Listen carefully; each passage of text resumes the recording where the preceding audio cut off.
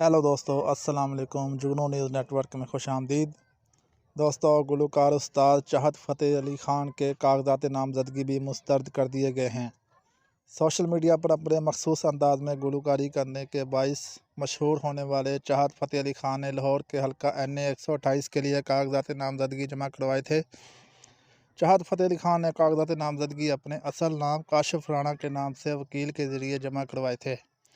याद रहे कि PTI के मुतअद्दिद रहनुमाओं मुराद सईद, फजल हकीम, साबिक़ स्पीकर मुश्ताक गनी के कागज़ात नामज़दगी मुस्तरद हो गए हैं, जबकि बैरिस्टर गौहर, अमीर हैदर होती, मियाँ इफ्तिखार, वली, गुलाम बलोर, आफ्ताब शेरपाव के कागज़ात मंजूर हो गए हैं।